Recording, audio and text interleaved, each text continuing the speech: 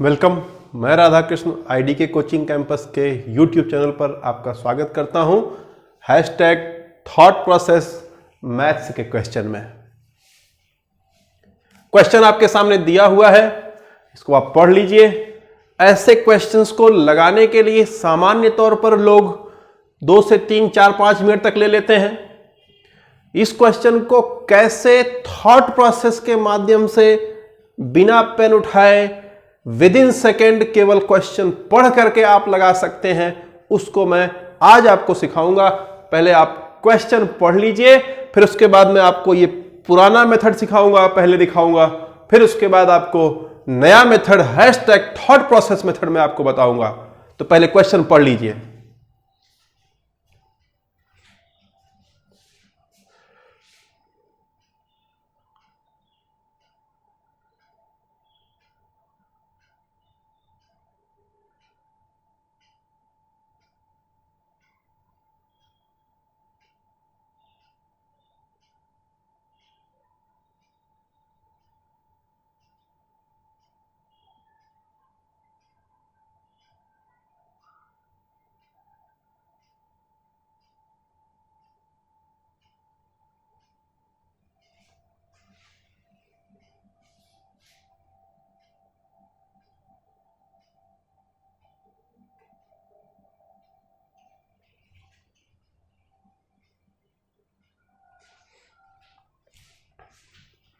सवाल पढ़ लिया आपने?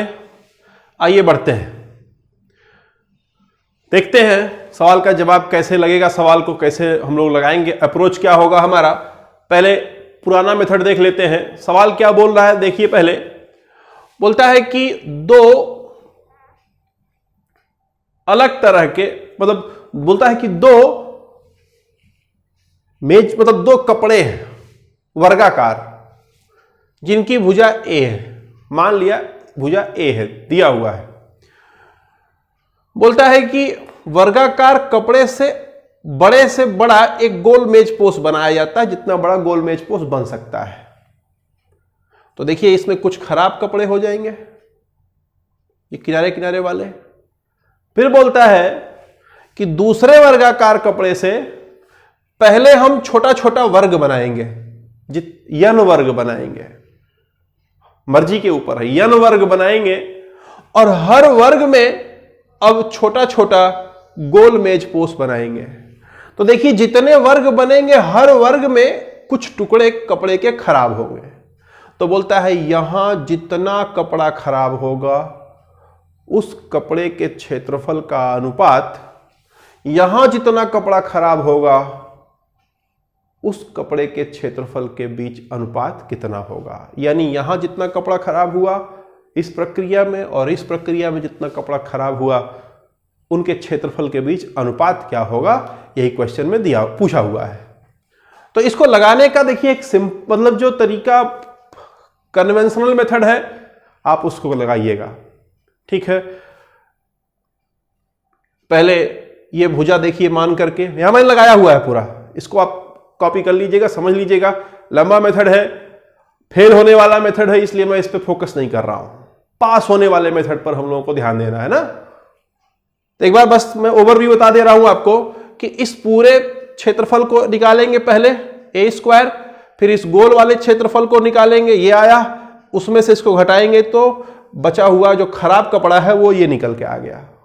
यहां पर पहले एक का निकालेंगे, जितना आएगा, एक का निकालेंगे तो इतना आएगा, यन से ये इतना आएगा, यन से गुणा कर देंगे तो इतना आएगा। यहां n x स्क्वायर की जगह यहां इस समीकरण को रखेंगे तो यहां पर वैल्यू सेम आ जाएगी, अनुपात 1:1 आएगा। इसको आप लगा सकते हैं। ये काफी जो है टिपिकल का मतलब ये है तो आसान ही, लेकिन प्रोसीजर लंबा हो जाता है ना। मैं यहां पर इसके चक्कर में नहीं पड़ूंगा, मैं पास होने वाले तरीके पर आता हूं। ध्यान दीजिएगा मेरी बात। अगर हम मान लें यहां पर सारा खेल, एक वर्ड है समरूपता, है ना। समरूपता आप जानते हो, आपने पढ़ा होगा।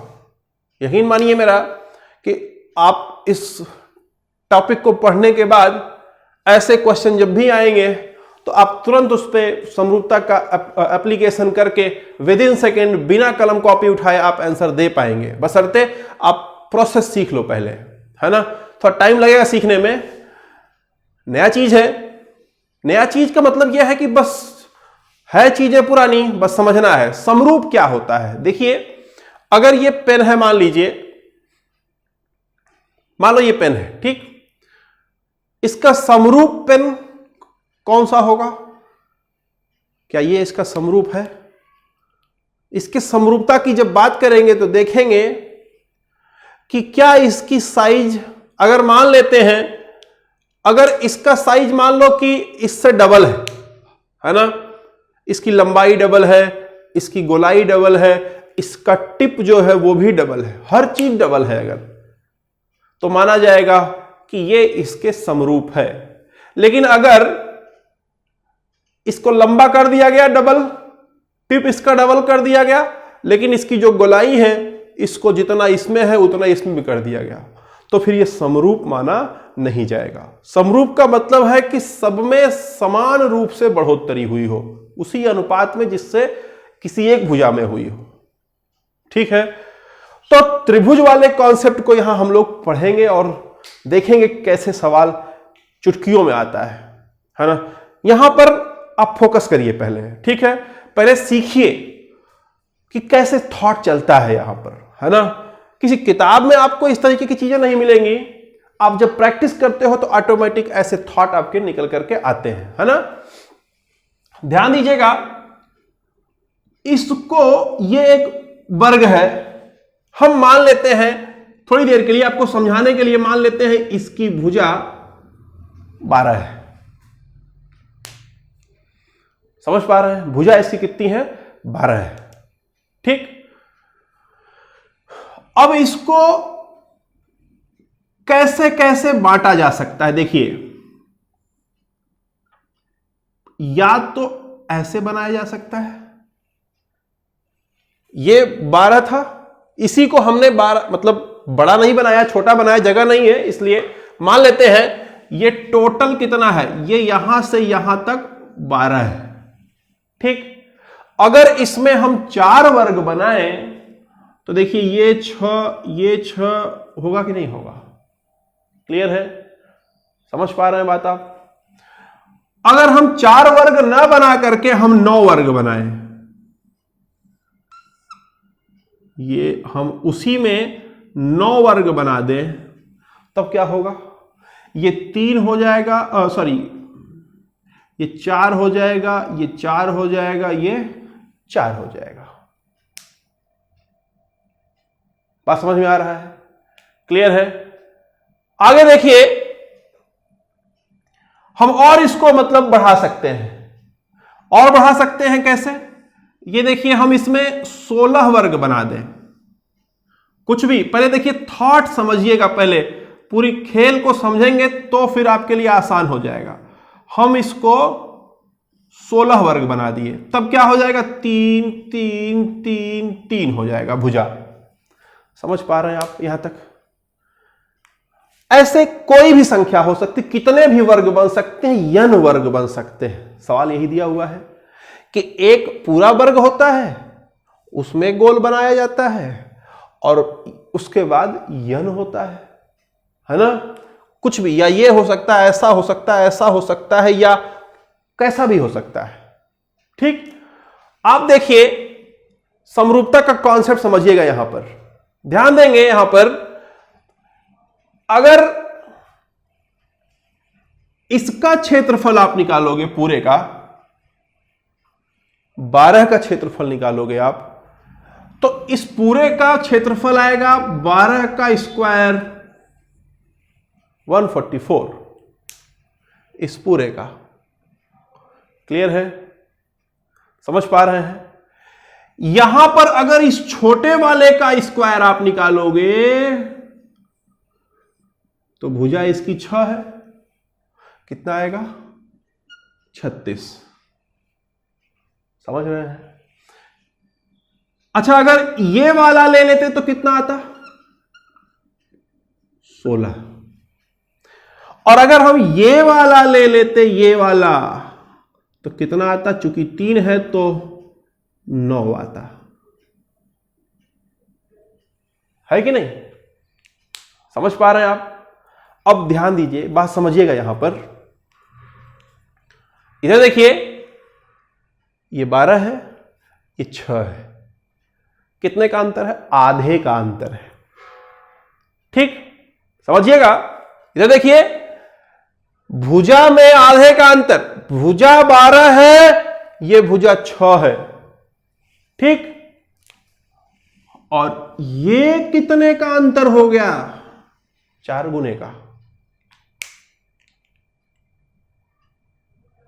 मतलब अगर ये इसका दुगना है, मतलब अगर भुजा दुगनी हो तो क्षेत्रफल 4 गुना होता है।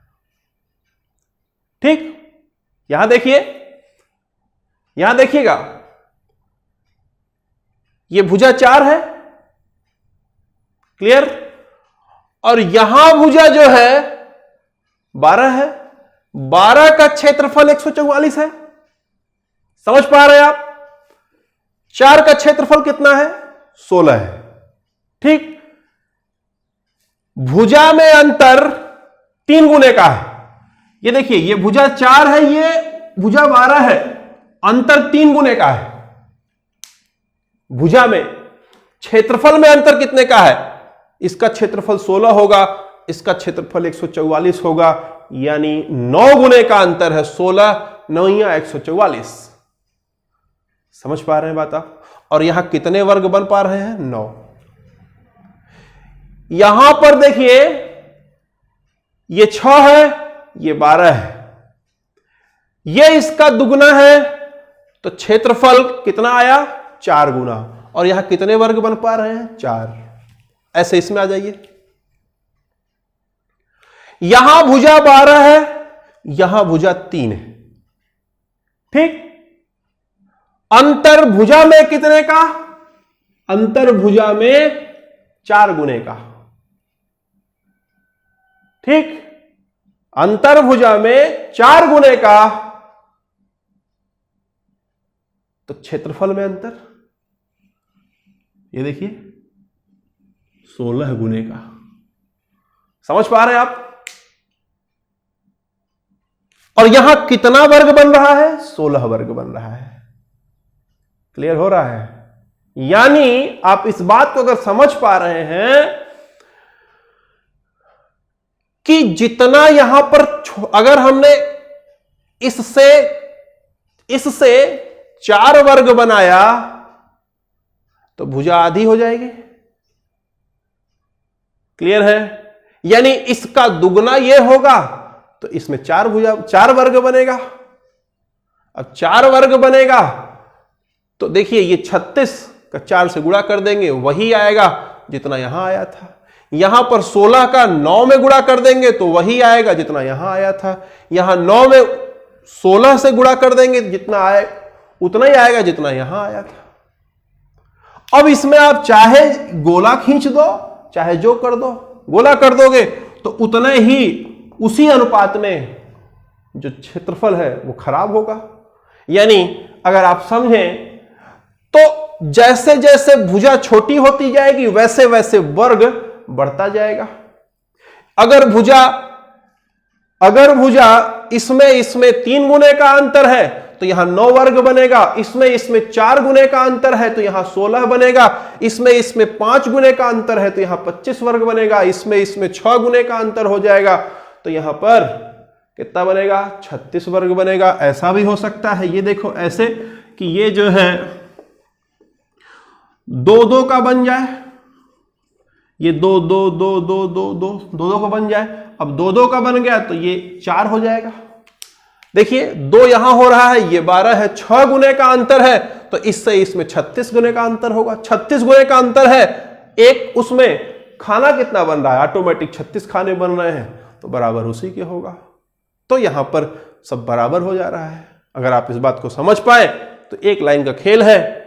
आप अगर इस बात को समझते हैं तो कि भाई जो भी बनेगा वर्ग आधा होगा। अगर वर्ग की भुजा आधी होगी तो उसका क्षेत्रफल 4 गुना ज्यादा होगा। वर्ग की भुजा अगर 1/3 होगी तो उसका क्षेत्रफल 1/9 होगा। अगर वर्ग की भुजा 1/4 होगी तो उसका क्षेत्रफल 1/16 होगा। ऐसे बढ़ता जाएगा, घटता जाएगा। तो यहां पर जितना होगा, यहां पर अगर 1/4 हो रहा है इसका 1 का, तो 4 खाने हैं। यहां 1/16 होगा तो 1/9 होगा तो 9 खाने हैं। यहां 1/16 होगा तो 16 खाने हैं। जितना होगा उतने खाने ऑटोमेटिक बन रहे हैं। इस प्रकार यहां पर जो अनुपात आएगा वो 1:1 आएगा। उम्मीद करते हैं कि आपको समझ आया होगा और डेफिनेटली आप इसको शेयर करेंगे और समझे होंगे। अगर नहीं समझ में आया तो दोबारा इसको आप देखिए, फिर आपको मजा आ जाएगा, समझ में आएगा एक बार तो फिर आप इस तरह के कैसे भी सवाल आएंगे तो उसमें तुरंत समरूपता लगाने का प्रयास करो, है ना। समरूपता लगाओ, जहां तक हो सके समरूपता लगाइए। उसके बाद ऑटोमेटिक कहीं ना कहीं ऐसा आएगा कि आपका आंसर मैच कर रहा होगा। तो यहां पर 1:1 A for Apple is the correct answer. ठीक है, उम्मीद करते हैं कि आपको समझ में आया होगा। Thank you.